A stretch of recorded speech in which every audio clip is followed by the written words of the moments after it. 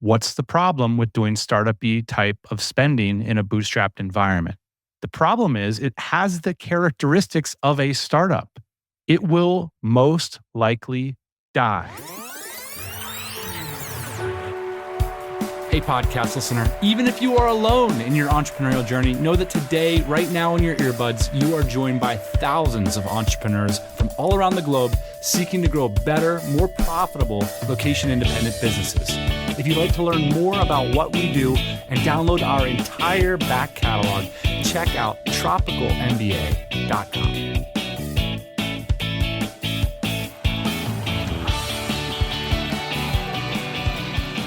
All right, here's the deal, Ian. We have been diving under the hood of a ton of businesses recently of all different sizes, shapes, colors, and contours. What I've done today is pulled together a list of the most common money problems. I'm going to list them out to you and get your response, and we'll brainstorm potential solutions. Sound good? I love it. Let's get into it. More money, more problems, baby. Before I jump into the list, I want to talk about a few concepts. The first is from Derek Sivers, and it's a simple idea in an article called Shed Your Money Taboos. He's written about this a few times. Since money is such a basic language, I think it's easy to graft all different kinds of emotions and metaphors onto money. And those things can serve or disserve us depending on what area of life we're in. So, Ian, we're Generation X. And a common money attitude, for example, was that money equaled unauthentic. So the concept of selling out is a Generation X concept, which has seemingly dissipated in the world today. But you can carry those attitudes that you get from childhood or from different situations in life and potentially graft them onto your business. And this is why thinking about these top level concepts before we get into the list can be interesting, because it might make sense to take an inventory on what your money metaphors are and what your money emotions are.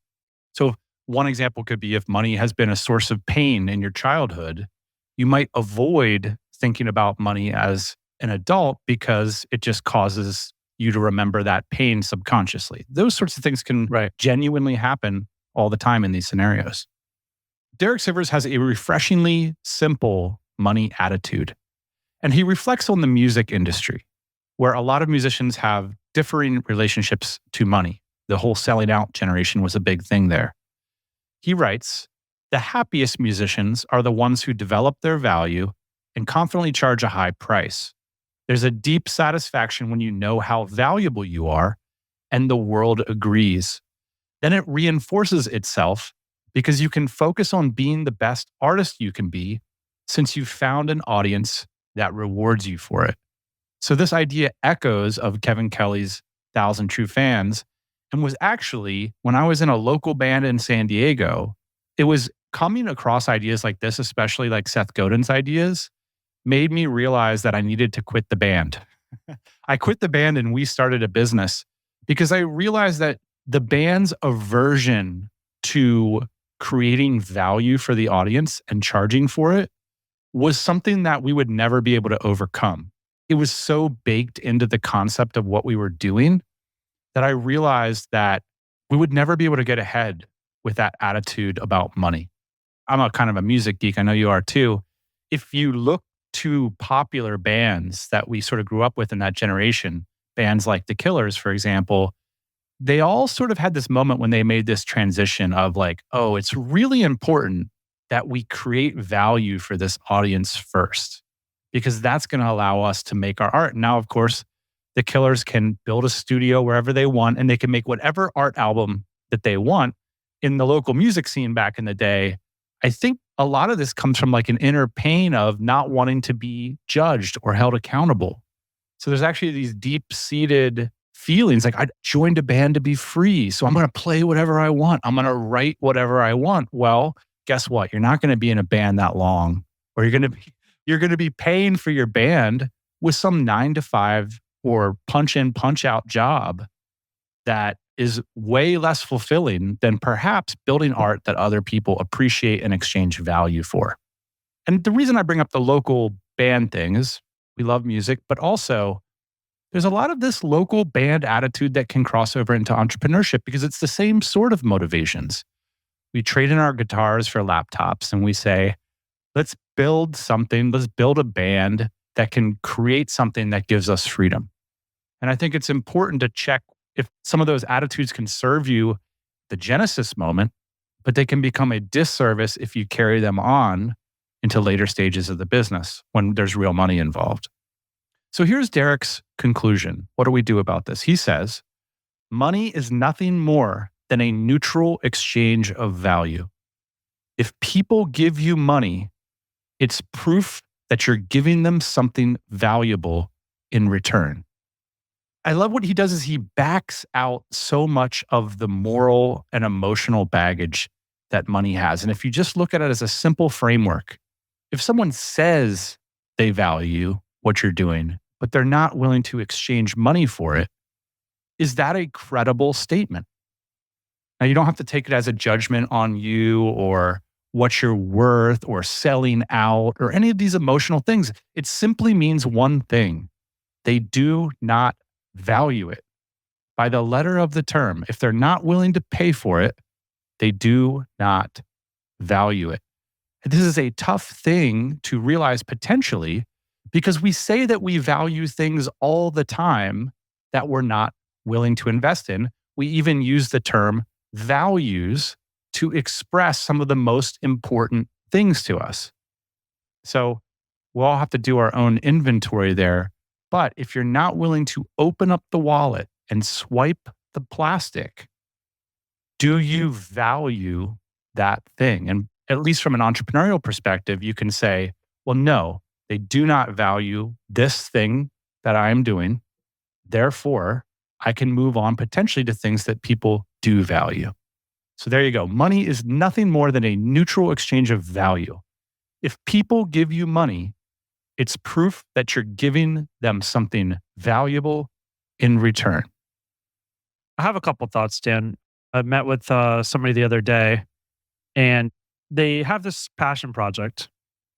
And it's a bit of a side project, and it doesn't make any money, but it really makes them happy to express themselves through this medium. And we discussed it for a minute. One of the things that happens sometimes with entrepreneurs is that you figure out, the internet is a big mousetrap in a lot of ways for delivering value and getting money in exchange. The impulse is to turn everything into a business. But in this case, we kind of talked through it and came to the conclusion that hey, maybe it's just enough that I express myself on this platform and that people interact with me. It doesn't need to be a business. It can just be a place where I can share my views, my thoughts, and people can react and they can also share their views and thoughts. And I think in the case that you're bringing up here, one might say, well, if there's no money being exchanged, is it actually valuable? And I think that the answer can be yes. Yes, it can be valuable to a degree.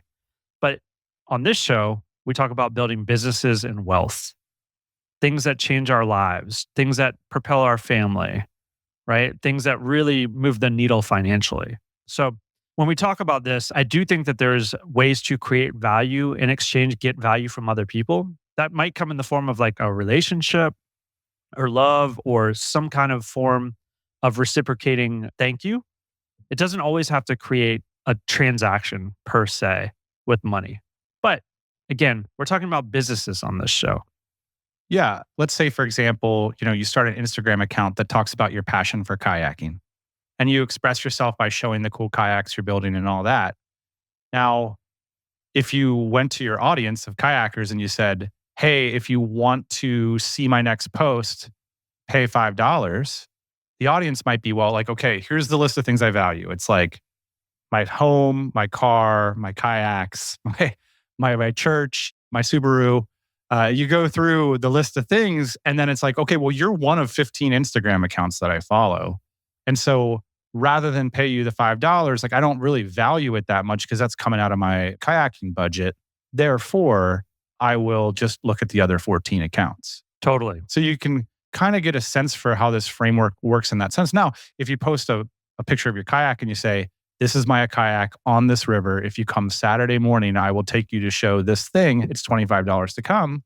And you start to see that oh, I really value the opportunity to be able to be with you and like go on the river.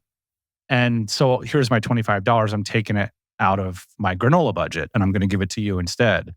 And so it is interesting. Now, of course, there are all these constraints of like, well, different people have different levels of money to exchange for value and different priorities. And you got to sort of situate the whole concept within that framework. It's basically like a demoralization of all these things. If you just think about money as a means of exchange, it's a simple way to get people's mouths to line up with their feet. It's like you say it's valuable, but are you willing to pay for it? And like you said, if not, then maybe it's out of a business context at that point because there's no money being exchanged. Right. And so fair enough.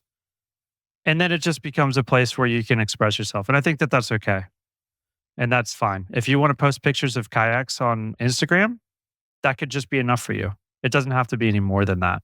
But I think you're right to say the second you start asking for money from people, you have to be creating some kind of extraordinary value in a way that, like you said, they take from one of their other budgets and then they pay you for that content. And if you're just piddling around, meaning if you're just having fun, you're just posting pictures of your dog, you're wondering why you don't have 500,000 followers, it's because you haven't created enough value. We have this list of money problems, but I just want to do one more piece of philosophical throat clearing before we get into this list. There's a wonderful article, which we'll summarize today, called Ancient Rivers of Money by Venkatesh Rao, potentially the GOAT blogger. He writes in this article, we think of cash flow as a very present moment kind of idea.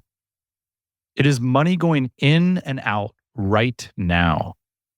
But actually, major cash flow patterns are the oldest part of any business.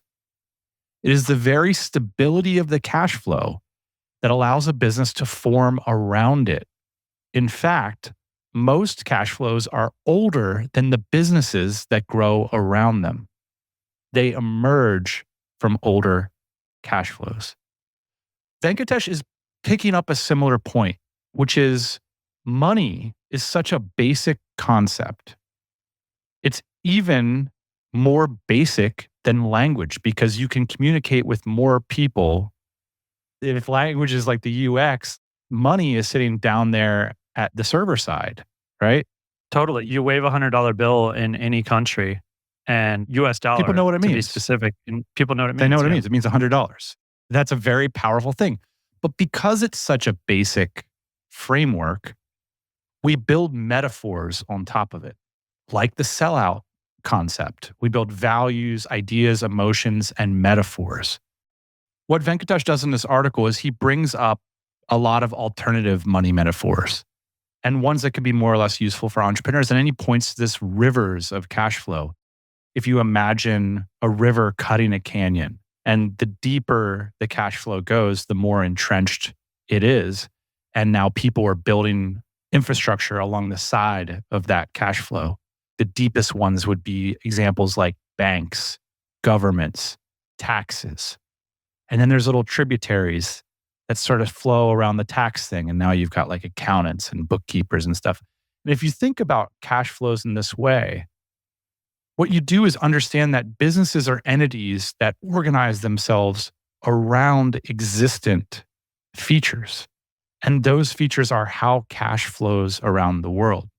I think there's a big impulse in the entrepreneurial community to think creatively and to say, well, guess what I can do? Find water in the desert.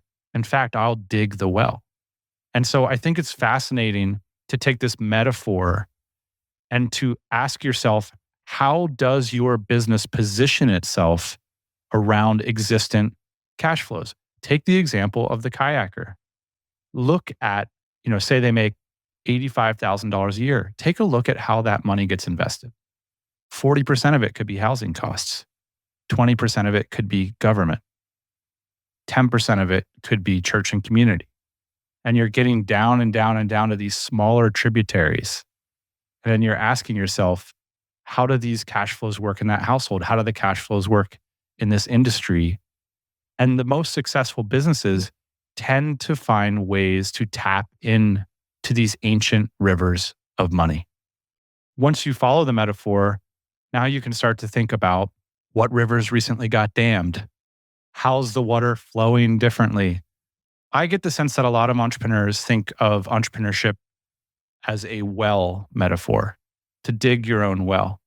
And I think typically it's more useful to think about the ancient flows of water as rivers. So that's pretty esoteric. We're going to get down to the nuts and bolts, but I think it's useful because a lot of these problems result from having a metaphor or an emotion about money that isn't serving your business right now. The power of pointing them out in these articles like this is that once you see it, you can change it.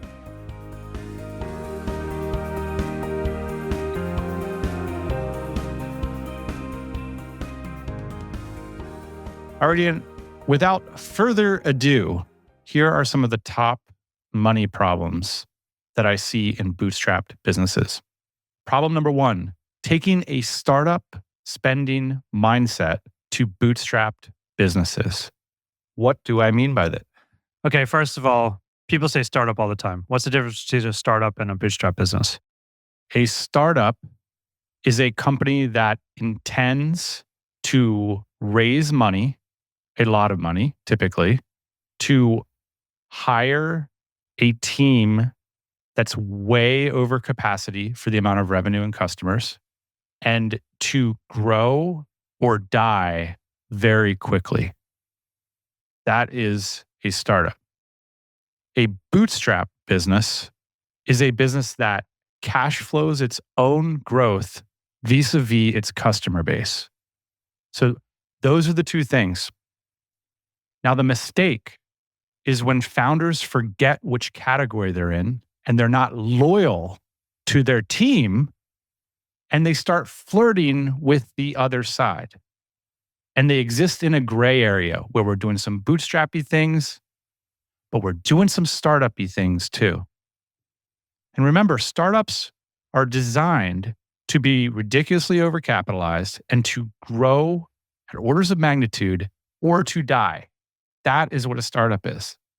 Now, the common way this mistake manifests is by taking customer funds and instead of backfilling and finding leverage in the processes that deliver value to your clients. So the typical way we talk about that this happens, a bootstrapped founder goes out and makes sales. They do marketing and they use some of those profits to now hire administrative support, to then hire a delivery team, to then hire an operations team. And they're gradually building into now we're hiring a marketing team and ultimately a sales and an executive team. You do not bring in the executives who have these incredible resumes and supposedly can create these incredible results until the finances of your bootstrap business justify that executive team based on customer funds. That's the bootstrap team. The startup team is bring all those people in the first 6 months and figure it out. Yeah. Now, another way you can break this down is on the bootstrap side, you're backfilling based on these tasks, based on the way you can afford them. So admin, you start with a VA, then you move up to delivery team, then you get an operations team, then you get a marketer, then you get a director of operations, then, you do it that way. The way this commonly happens is instead of doing that, we start to bring the developers in and start building stuff because now there's some money, right? So the most common way we get startup-y as bootstrappers is we start taking piles of cash and we're investing them in product, innovation, and features versus speeding up the flywheel of value creation for our clientele. What's the problem with doing startup-y type of spending in a bootstrapped environment? The problem is it has the characteristics of a startup. It will most likely die. So therefore, you're spending a small portion of your energy giving it to people that are not you typically, because they're typically going to be developers or business development people, to take an enormous risk with that capital. And the risk is double. Number one, your product idea, feature, innovation will likely not work. So now you've wasted that money. But what's worse is that money is not innovating on the value delivery system for your clients right now. But this mindset is extremely sexy, extremely pervasive. We have been guilty of it so many times ourselves.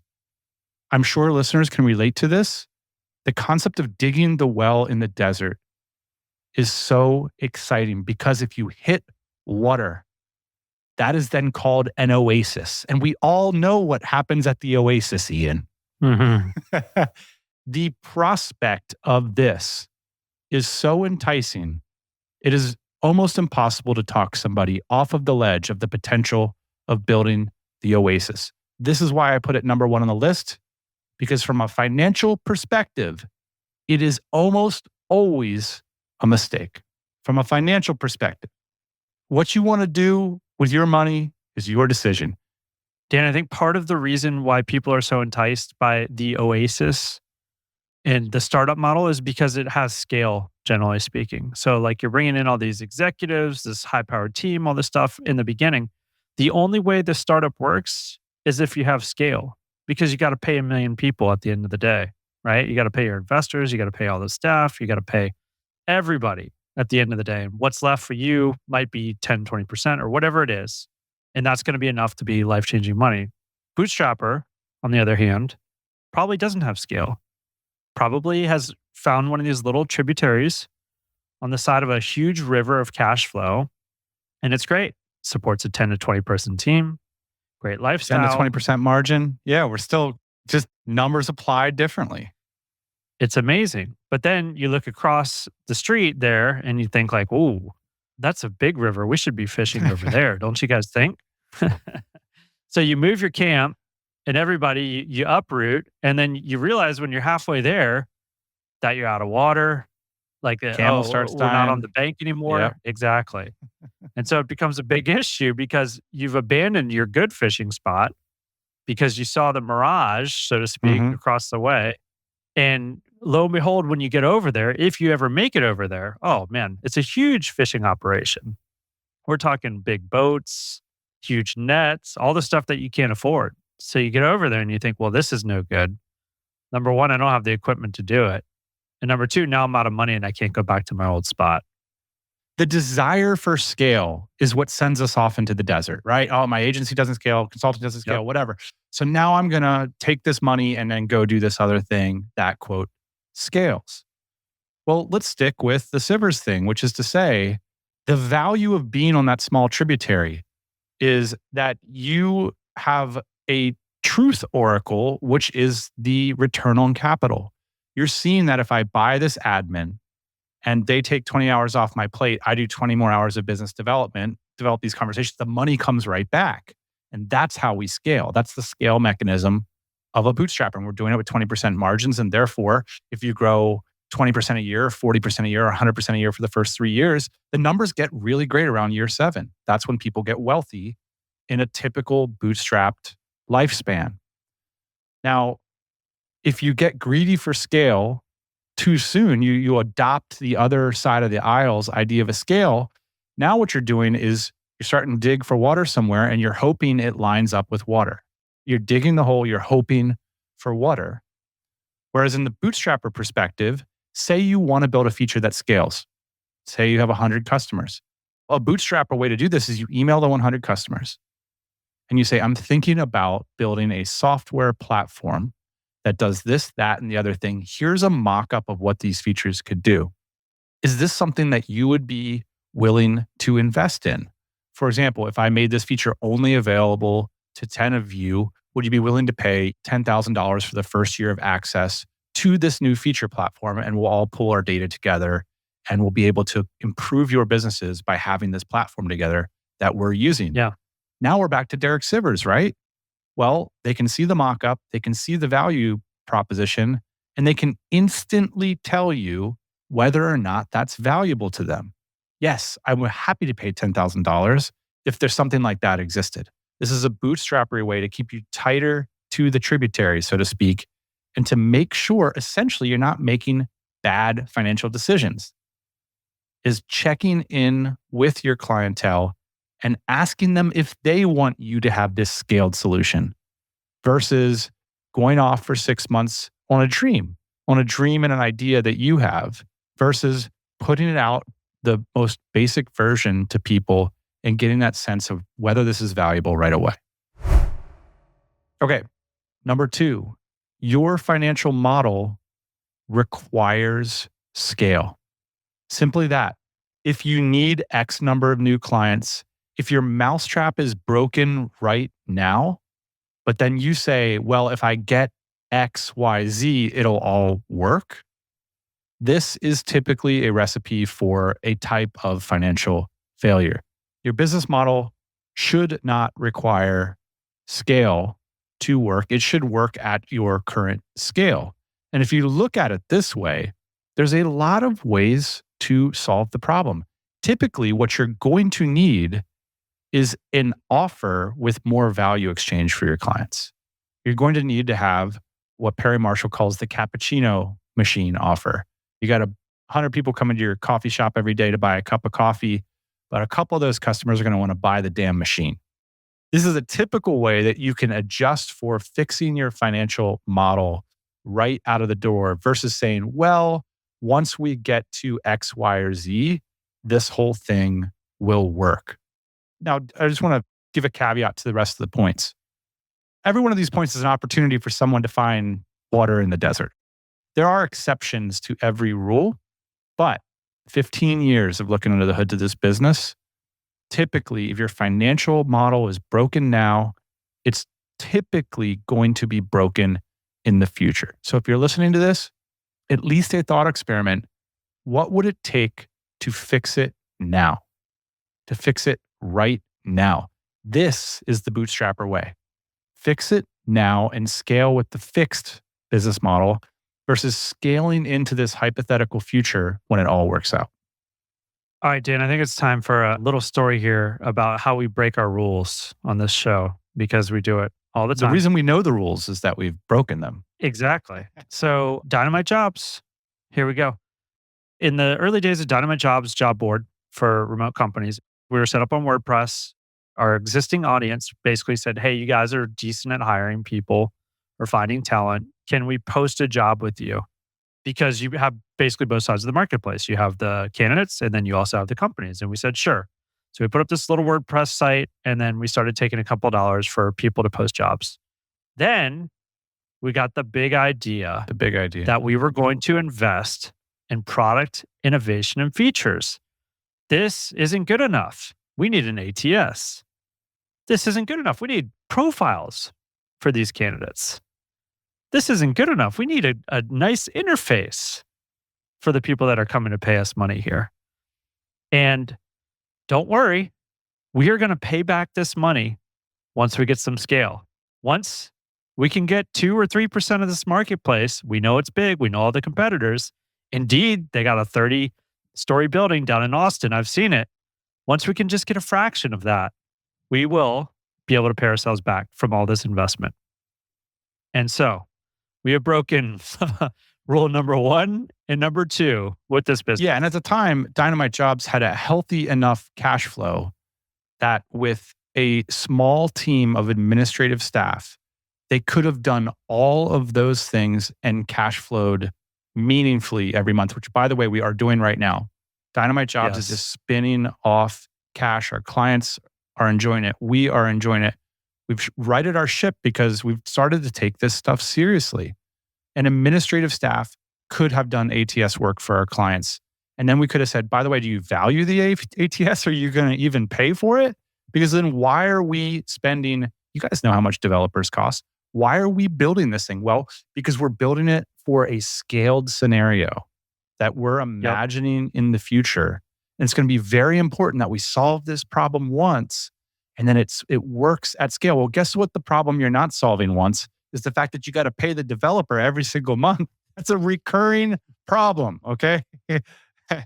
And if we could go back and do it again, we were focused on the wrong problems. We were focusing prematurely on scale scenarios versus value creation scenarios. So say, for example, you post a job for $400. Do you want to use the ATS feature that's an additional $300. And no, everyone's like, no, actually, I'll just use my Google Sheets. Thanks a lot. So why are we going to build some Yeah. scaled solution that people aren't even willing to pay for? But we didn't look at that. We just believed that having this ATS at scale would somehow be valuable. It's not to say that those scenarios don't work out for certain companies, but it is a violation of the basic rule of bootstrapping, which is you build it when you have demonstrated value in the marketplace for it. And it's just that simple.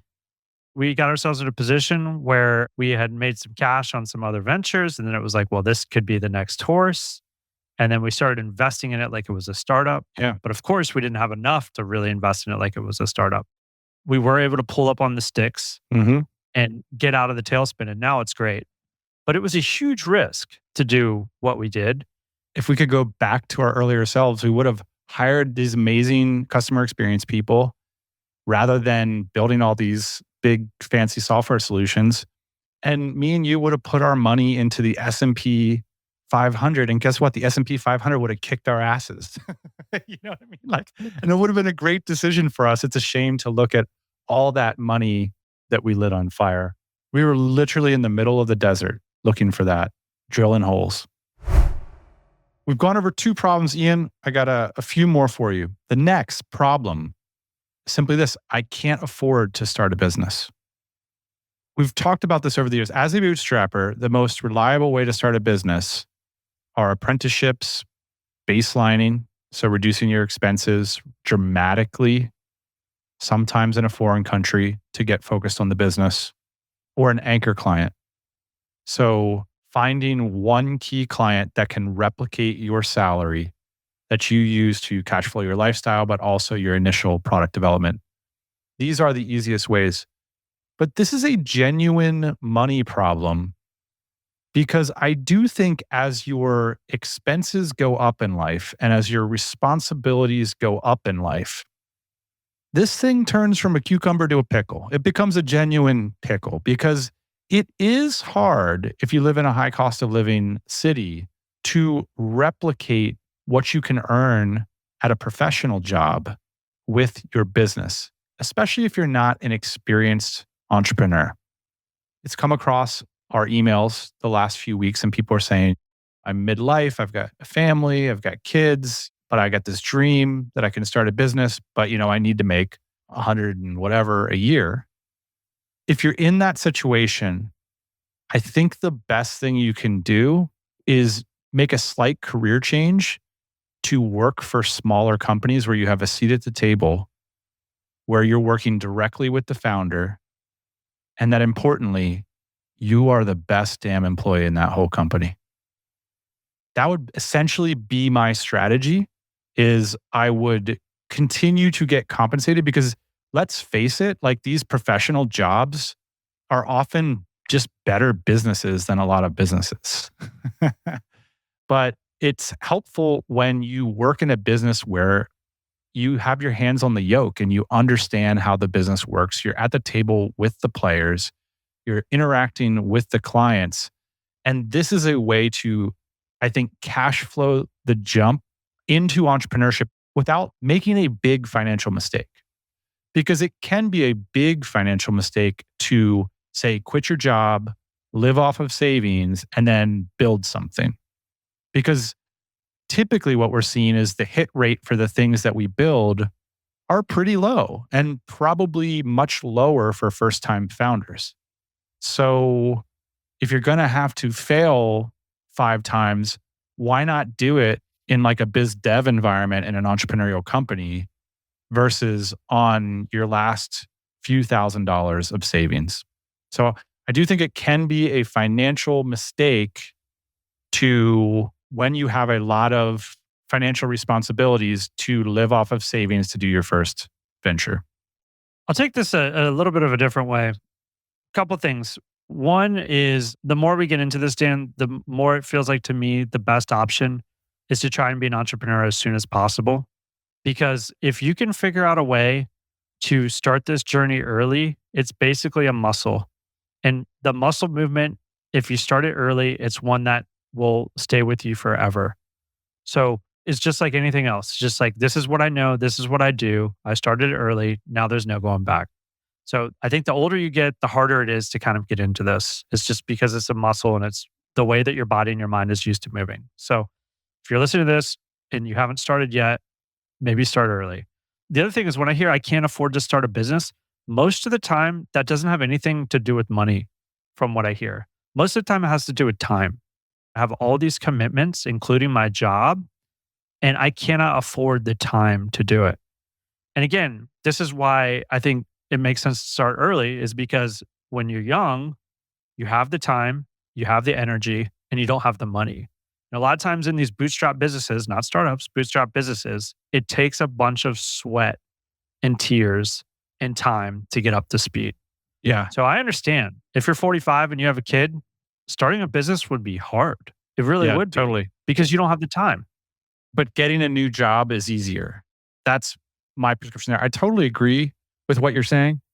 It's the reason that people in jobs get caught up in all these harebrained investment schemes, right? Because they don't have the time to review these things. And the appeal of just sending your money out and it's going to like come back to you in this big way is appealing because you don't have the time. I had someone ask me once, I got $20,000. What's the best way to invest it? And the answer is so dissatisfying to the lion's share of society. The answer is, well, that's not enough money to make like meaningful returns in the medium term, really, or even in the long term. So the best thing you can do with your $20,000 is invest it in yourself. Invest it in your skill set, invest it in your network, and invest it in your time. This, I find, is a very unpopular answer for most people. And it might mean that you don't value that dream of entrepreneurship that much. You're not willing to invest in it, right? Because you know what's more important? The family obligations. You know what's more important? The house obligations, the obligation to live in the city, the obligation to do this kind of career. And that's totally fine. It might be a matter of lip service. It's nice to have this idea that I will do this behavior that I'm calling entrepreneurship. But when actually propositioned to invest $20,000 in yourself, to start building your network, to start launching products, to start working nights and weekends, to start making way less money, when you can finally make some money to give it to other people instead of giving it to yourself, all these things called that are entrepreneurship might actually not be something that is ultimately that valuable. It's another way of saying what you're saying, Ian, which is maybe it's not actually what they want. Maybe what they want is just more money. And that's definitely achievable in a career by reducing your expenses and by upping your earnings in your career. So I really like to point that out for the 20% of the audience that loves the idea of entrepreneurship, that it is genuinely true that a lot of like big tech careers, for example, compensate just as well, if not better than entrepreneurship, especially if you can control your costs. Here's problem number 4. There's no owner compensation. So this is a point we've talked about over the past few weeks, so I won't belabor the point, but the profit margin of your company and therefore its value on the market should be determined after you've inserted your market value onto that cash flow statement, onto that P&L. If you don't do it for taxes, make sure you're doing it for strategy. So that's simple enough. It is a mistake to not be compensating yourself your market rate for your input into your company. And the reason is it throws off the value of your company. It throws off your ability to appropriate invest your time.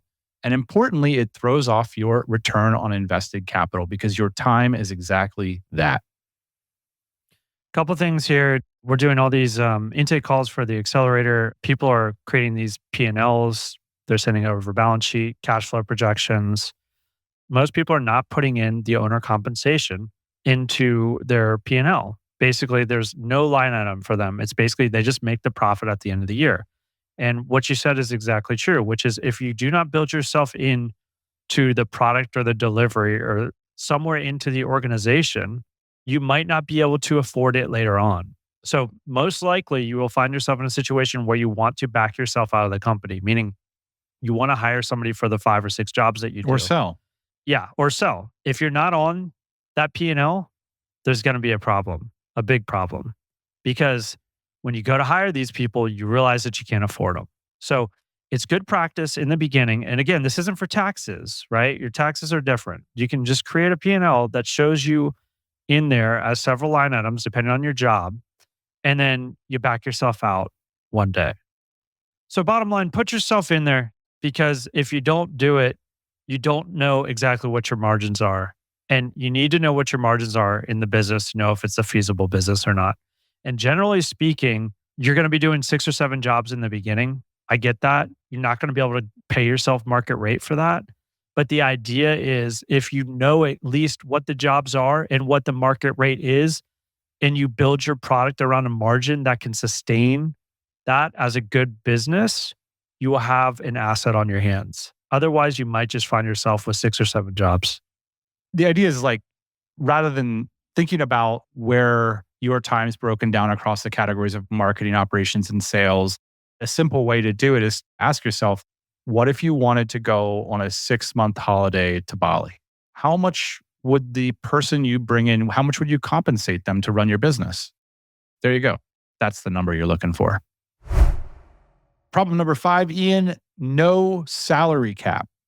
It is a financial mistake to not know what the max your payroll can be right now in the business. The way you determine a salary cap is typically, we're using this concept called labor efficiency ratio. You base it based on your gross margin. For any amount of gross margin, you should have a salary cap and work within that constraint.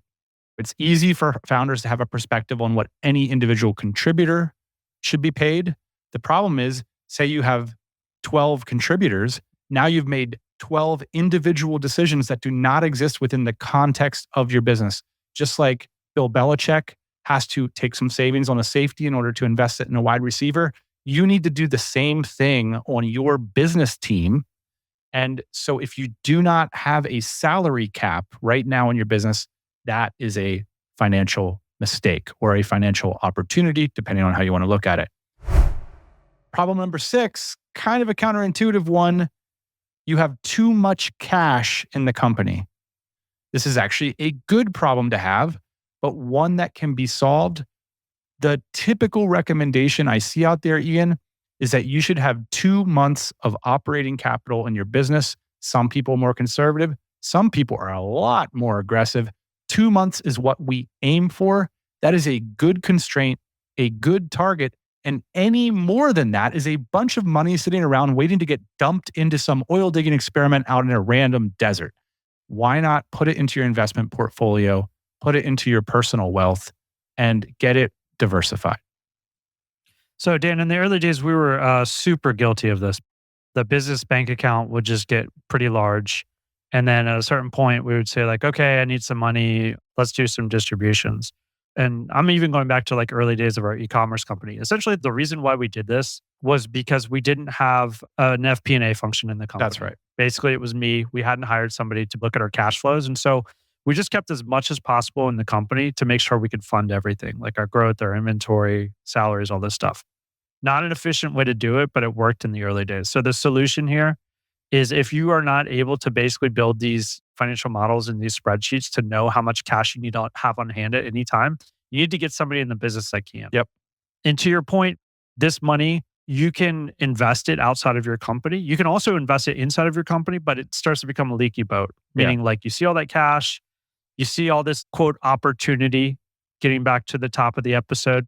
And then you think like, hey, we got cash here. We can just invest this. We can spend this. We can do this development work. Yeah. That pull gets a lot harder if it's in your personal bank account and then you have to write a check to your own company, which you can do. This is exactly like, okay, I agree with Mike Michalowicz on profit first. What are the next things, right? What are the next things after that? What are the rules I should follow? Yeah, 2.0 LER, you need to follow that. You need to follow salary cap. And guess what? Let's not have more than 2 months of operating capital, or whatever your perspective is.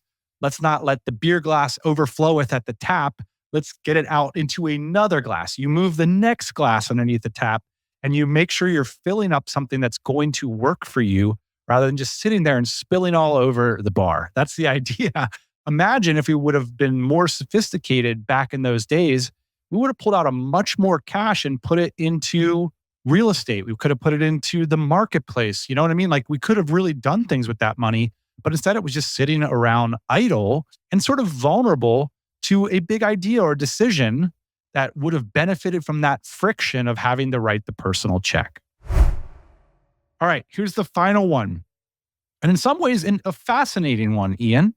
I have spoken with multiple businesses in the past few weeks that are actually too profitable. Could there be such a thing? I just call this the financial mistake of being underinvested.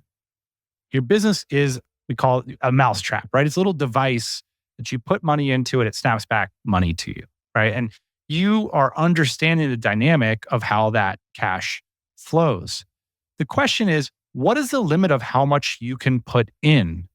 And often, because of any number of reasons, which we talked about at the top of the episode, people can be overly conservative about how much they're putting into the front of the machine, or they get scared, they get shy, they get conservative for any number of reasons without knowledge of what the limit is.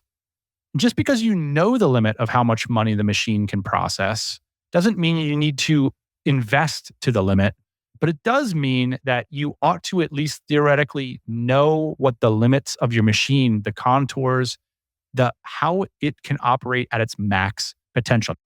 There's this great framework that I heard Alex Hormozy talk about, and I want to use it in the underinvested example here. He says, in any business, there's only 3 choices you can make. The 3 choices are more, better, and new. More, better, and new. And you want to consider the viability of those options in that order, which is to say, a lot of financial mistakes are when you elect to do something new. Because, of course, you don't know how it's going to work out. If you do something better, you can kind of have an assumption that things will get slightly better, but more is where the magic happens. And a lot of times what happens is founders will be making a lot of money doing something, but then all of their ideas about free cash flow revolve around better and new. And it can be a breakthrough moment when you realize that your machine could actually expand just doing more. Well, hey, what's working right now? Instagram. What's working? Podcasting. Email. Man, email is really working. Well, what if you just sent more emails? Well, I really think we should be doing a branding thing, or I really think we should develop this or what. But wait a second. Email's working. Podcasting's working. Why don't we just do more? And at least theoretically, coming up with the limits of that particular part of your machine and what the ROIC characteristics are. I talked to a founder, it's like making money off of taking a particular action. Well, how many times are you doing that action every month? I'm doing it 20 times a month. How many of those actions could you ROI a month? And he was instantly like 100. But there was a lot of barriers to getting to 100. And we know that's the challenge of the operation. And so, because I might have to hire somebody, I might have to, these sorts of things, right? But then you can instantly see the financial mistake happening. Oh, what if we did this new thing that isn't associated with pain? It's like new is somehow fresh and like it could open up this gush of profits, But wait a second, we have the gush of profits right here. That's what it feels like, doing 20, but being able to ROI 100. That should be more celebrated and should be explored as thoroughly as you can. You don't need to invest the whole way to the hilt. You can still be conservative, but at least really respect your current cash flows is another way to put this point. And by respecting them, you really want to know the limit of how much cash you can put in to how you're currently making money. So again, the framework is more, better, new. And on this point, we're really focused on more. Have you maxed out your current investment opportunities? And the answer for so many founders is they haven't at all. They're sitting on something that's working. They're spending all their money on better and new, and none of it on more. So I encourage you to think about more. Sometimes too, Dan, when you look and more doesn't work, I've seen it just mean arbitrage, basically. You actually just don't have a business on your hands. Interesting. You figured out something that has a theoretical limit because of whatever reason. So when the answer isn't more, that can be the case. Yeah, that makes a ton of sense. So to summarize, some of the key financial mistakes we are currently seeing is not knowing which side of the aisle you're on between startup spending and bootstrap spending and not sticking to the orthodoxy of your spending style. Number 2, having a broken financial model. Number 3, simply not being able to afford, quote, afford to start a business. Number 4, no owner compensation. Number 5, no salary cap. Number 6, too much cash in the company. And number 7, being underinvested. Those are our top 7 financial problems for the week. We'd love to hear from you. Email us your story at danandIan@tropicalmba.com. That's it for this week, Ian. See you next time. Hey, thanks for listening to the Tropical MBA podcast. You can go to tropicalmba.com, get access to hundreds of back episodes and all kinds of other goodies. Load up your iPod. That is the cheapest way to fly business class on your next international flight. We will see you next Thursday morning, 8 a.m. Eastern Standard Time.